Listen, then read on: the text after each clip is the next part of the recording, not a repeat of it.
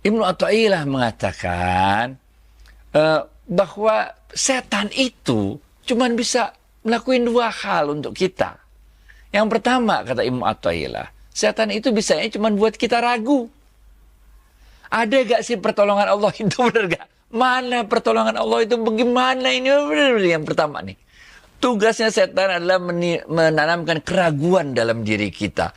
Membuat ketakutan-ketakutan, meniupkan ketakutan-ketakutan dalam mikirnya. Bagaimana nanti untuk bayar ini, bagaimana untuk itu, bagaimana begitu semua.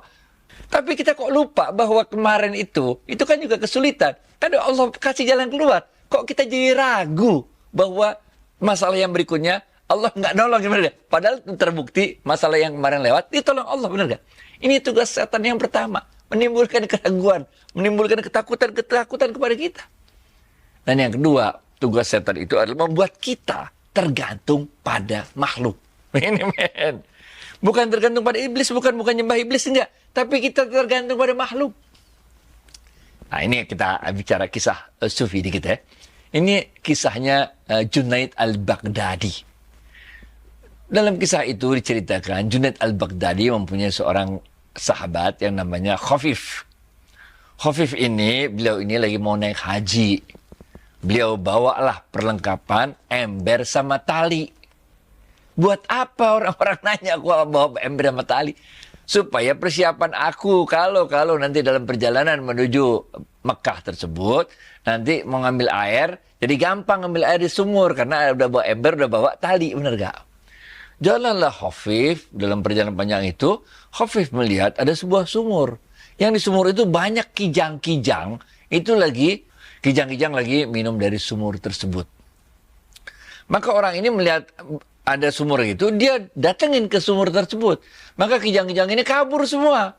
Karena ada orang datang bawa tali sama ember, kabur, takut dah, bener ya?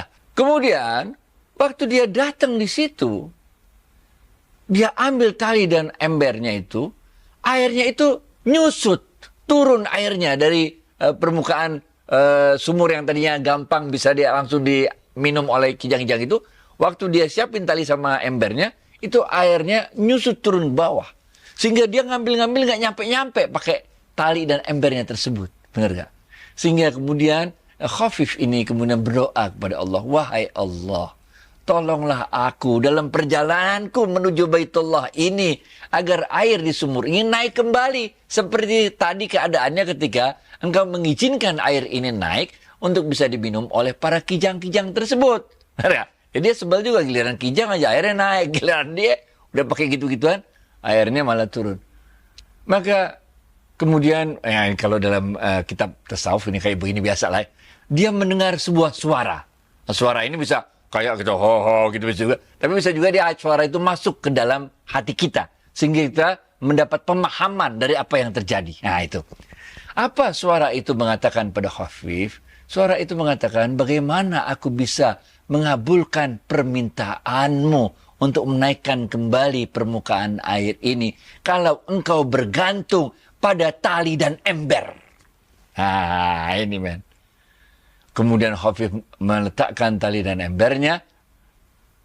Air tersebut naik lagi ke permukaan sebagaimana awalnya. Kemudian dia mengambil air tersebut.